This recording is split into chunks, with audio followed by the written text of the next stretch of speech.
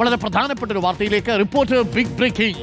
KIIFB masala bond കേസിൽ മുഖ്യമന്ത്രിക്ക് വ്യക്തമായ പങ്കെന്ന് ഇ ഡി റിപ്പോർട്ടാണ്. മുഖ്യമന്ത്രി അധ്യക്ഷനായ യോഗത്തിലാണ് ഭൂമി വാങ്ങാൻ തീരുമാനിച്ചതെന്നാണ് ഇ ഡിയുടെ വാദം. കിഫ്ബി ഡയറക്ടർ ബോർഡ് യോഗത്തിന്റെ മിനിറ്റ്സ് ഉൾപ്പെടുത്തിയാണ് റിപ്പോർട്ട്. ഫണ്ട് ഉപയോഗിച്ച് 466 കോടിയുടെ ഭൂമി വാങ്ങിയത് ഫെമാ ചട്ടലംഘനമെന്നാണ് ഇ ഡി കണ്ടെത്തൽ. റിപ്പോർട്ട് സമർപ്പിച്ചത് ഭൂമി വാങ്ങിയതിന്റെ രേഖകൾ സഹിതമെന്നും ഇ ഡി വാദം. 180-ലധികം പേജുകളുള്ള റിപ്പോർട്ടാണ് അഡ്ജൂഡിക്കേറ്റിംഗ് അതോറിറ്റിക്ക് സമർപ്പിച്ചത്.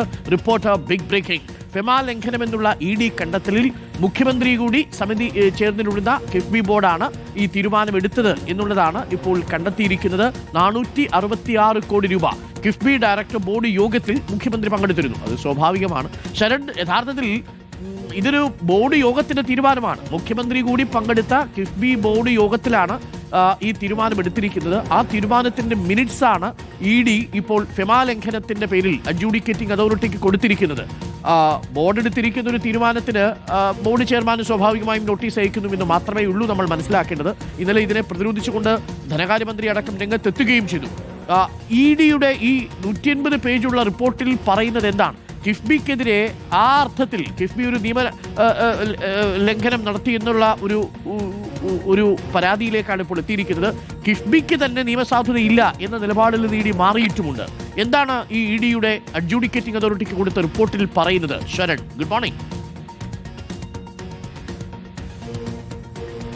Good morning Arunkumar. എന്തായാലും കിഫ്ബിയുടെ 17 അംഗ ഡയറക്ടർ ബോർഡാണ് ഈ തീരുമാനങ്ങളെല്ലാം തന്നെ എടുത്തിരുന്നത്. കൂട്ടുത്തരവാദിത്വത്തിന്റെ ഭാഗമായിരുന്നു ഈ തീരുമാനങ്ങൾ എന്നുള്ളതാണ് നേരത്തെ ധനമന്ത്രിയായിരുന്ന തോമസ് ഐസക് അടക്കമുള്ളവർ പറഞ്ഞുകൊണ്ടിരുന്നത്. എന്തായാലും ഇപ്പോൾ എൻഫോഴ്സ്മെന്റ് ഡയറക്ടറേറ്റ് കണ്ടെത്തിയിരിക്കുന്നത് വളരെ കുറച്ച് യോഗങ്ങളിൽ മാത്രമാണ് മുഖ്യമന്ത്രി ചെയർ ചെയ്തിട്ടുള്ളത്. മുഖ്യമന്ത്രി അധ്യക്ഷനായിട്ടുള്ള വളരെ കുറച്ച് യോഗങ്ങൾ മാത്രമാണ്. ആ ഒരു യോഗത്തിൽ വെച്ചാണ് ഇപ്പോൾ ഈ ഭൂമി വാങ്ങാനുള്ള തീരുമാനം എടുത്തിരിക്കുന്നത്. ഈ ഇ ഡിയുടെ കേസ് എന്ന് പറയുന്നത് 2672 കോടിയാണ് ഈ മസാല ബോണ്ടിലൂടെ സമാഹരിച്ചിരുന്നത്. അതിൽ 466 കോടി വകമാറ്റുകയും അത് ഭൂമി വാങ്ങാൻ ഉപയോഗപ്പെടുത്തി. അത് ഫെമാ ചട്ട ലംഘനം എന്നുള്ളതാണ് ഇ ഡി പറയുന്നത്. പ്രധാനമായും വിദേശ വാണിജ്യ വായ്പ കൊണ്ടുവരികയാണെന്നുണ്ടെങ്കിൽ, അത്തരത്തിൽ വാങ്ങുകയാണെന്നുണ്ടെങ്കിൽ അത് ഇത്തരത്തിൽ റിയൽ എസ്റ്റേറ്റ് അടക്കമുള്ള കാര്യങ്ങൾക്ക് ഉപയോഗപ്പെടുത്താൻ പാടില്ല എന്നുള്ളതാണ് ഫെമാ നിയമം നിഷ്കർഷിക്കുന്നത്. അപ്പോൾ അങ്ങനെ ഫെമാ നിയമത്തിന്റെ ലംഘനമാണെന്നുള്ളത് കൂടിയാണ് ഇക്കാര്യം പറഞ്ഞുകൊണ്ട് ഇ ഡി ചൂണ്ടിക്കാട്ടുകയും ചെയ്തിരുന്നത്. ഇതിൽ ഏറ്റവും പ്രധാനപ്പെട്ട കാര്യം, നേരത്തെ എന്തടിസ്ഥാനത്തിലാണ് മുഖ്യമന്ത്രിയെ കൂടി ഇതിലേക്ക് കൊണ്ടുവരുന്നതെന്നുള്ളൊരു ചോദ്യമുണ്ടായിരുന്നു. അപ്പോൾ ഇ ഡി പറഞ്ഞിരുന്നത് കിഫ്ബിയുടെ ചെയർമാൻ എന്ന നിലയിലാണ് കൊണ്ടുവന്നതെന്നുള്ളത്. പക്ഷെ അതിനപ്പുറം മുഖ്യമന്ത്രിയുടെ അറിവോട് കൂടിയാണ് ഈ കാര്യങ്ങളെല്ലാം നടന്നിരിക്കുന്നത്. മുഖ്യമന്ത്രി തന്നെ അധ്യക്ഷനായ യോഗത്തിൽ വെച്ചാണ് ഈ തീരുമാനം എടുത്തിരിക്കുന്നതെന്ന് പറഞ്ഞുകൊണ്ടുള്ള അത് വ്യക്തമാക്കുന്ന രേഖകൾ അടക്കമുള്ള റിപ്പോർട്ട് കൂടിയാണ് എൻഫോഴ്സ്മെന്റ് ഡയറക്ടറേറ്റ് അഡ്ജൂഡിക്കേറ്റിംഗ് അതോറിറ്റിക്ക് കൈമാറിയിരിക്കുന്നത്. ഇതിൽ പ്രധാനമായും മുഖ്യമന്ത്രി ഒപ്പിട്ടതിന്റെ രേഖകൾ അടക്കമുണ്ട്. അതായത് ചെയർ ചെയ്യുക എന്ന് പറയുമ്പോൾ സ്വാഭാവികമായിട്ട് ആ മിനിറ്റ്സ് ഒപ്പിടുന്നത് മുഖ്യമന്ത്രിയാണ്. അങ്ങനെ മുഖ്യമന്ത്രി ഈ ഭൂമി വാങ്ങിയതിന്റെ മിനിറ്റ്സ് അടക്കം അതടക്കമുള്ള ആ തീരുമാനങ്ങളടക്കം ആ രേഖകളിൽ ഒപ്പിട്ടതിന്റെ കാര്യങ്ങൾ കൂടി ഉണ്ടെന്നുള്ളതാണ് എൻഫോഴ്സ്മെന്റ് ഡയറക്ടറേറ്റ് പറയുന്നത്. ഒപ്പം തന്നെ ഈ ഭൂമി എന്തിനു വേണ്ടി ഉപയോഗപ്പെടുത്താൻ വേണ്ടിയാണ് വാങ്ങിയെന്നുള്ള കാര്യവും ഇ ഡി കണ്ടെത്തിയിട്ടുണ്ട്. 27 പദ്ധതികൾക്ക് വേണ്ടിയാണ്. അങ്ങനെ 5000 ഏക്കർ ഭൂമിയാണ് വാങ്ങിയിരുന്നത്. ഇതിൽ മറ്റൊരു പ്രധാനപ്പെട്ട കാര്യമായി വരുന്നത്, ഇതിൽ മുഖ്യമന്ത്രി, അതായത് നേരത്തെ റെസ്പോണ്ട് ആയിട്ട് ഉണ്ടായിരുന്നത് 4 പേരാണ്. മുഖ്യമന്ത്രിക്ക് പുറമെ തന്നെ ധനമന്ത്രിയായിരുന്ന തോമസ് ഐസക്, കിഫ്ബി സിഇഒ ആയ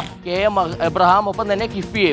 ഇതിൽ മുഖ്യമന്ത്രി അടക്കമുള്ള, അതായത് മുഖ്യമന്ത്രിക്ക് ഒരു ഘട്ടത്തിലും ചോദ്യം ചെയ്യലിനായിട്ട് നോട്ടീസ് അയച്ചിട്ടില്ലെന്നാണ് എൻഫോഴ്സ്മെന്റ് ഡയറക്ടറേറ്റ് പറയുന്നത്. അതിന് കാരണം, നേരത്തെ ധനമന്ത്രിയായിരുന്ന തോമസ് ഐസക്കിനെ നോട്ടീസ് അയച്ചപ്പോൾ അദ്ദേഹം ഇതിനെ ചോദ്യം ചെയ്തുകൊണ്ട് ഹൈക്കോടതിയിലേക്ക് പോകുന്ന സാഹചര്യമുണ്ടായിരുന്നു. അതുകൊണ്ട് തന്നെ വീണ്ടും ഒരു നിയമക്കുരുക്ക് വേണ്ട എന്ന് പറഞ്ഞുകൊണ്ടാണ്, അത് ആലോചിച്ചിട്ടാണ് അത്തരത്തിൽ മുഖ്യമന്ത്രിക്ക് നോട്ടീസ് അയക്കാത്തതെന്നുള്ള കൂടിയാണ് എൻഫോഴ്സ്മെന്റ് ഡയറക്ടറേറ്റ് പറയുന്നത്. എന്തായാലും ഏറ്റവും പ്രധാനപ്പെട്ട കാര്യം, കഴിഞ്ഞ മാസം 12-ാം തീയതിയാണ് ഈ 4 പേർക്കും ഇത്തരത്തിൽ നോട്ടീസ് ഇഷ്യൂ ചെയ്തിരിക്കുന്നത്. അത് കാരണം കാണിക്കൽ നോട്ടീസാണ്. ആരും നേരിട്ട് ഹാജരായി മറുപടി നൽകേണ്ടതില്ല, മറിച്ച് അഭിഭാഷകനോ അല്ലെങ്കിൽ പ്രതിനിധിയോ മുഖേന മറുപടി നൽകാൻ കഴിയുമെന്നുള്ള കാര്യം കൂടിയുണ്ട്. ഓക്കെ, പ്രിയപ്പെട്ട പ്രേക്ഷകരെ, മുഖ്യമന്ത്രിക്ക് ഇ ഡി നോട്ടീസ് അയച്ചു എന്ന് പറയുമ്പോൾ നേരിട്ട് ഇ ഡിക്ക് മുമ്പിൽ ഹാജരാകേണ്ടതില്ല എന്നതാണ് ഇ ഡി തന്നെ പറയുന്നത്. പ്രതിനിധികൾ ഒരു മറുപടി കൊടുത്താൽ മതി എന്നുള്ളതാണ് അഡ്ജൂഡിക്കേറ്റിംഗ് അതോറിറ്റിയുടെ ഷോക്ക് കോസ് നോട്ടീസിലുള്ളത്.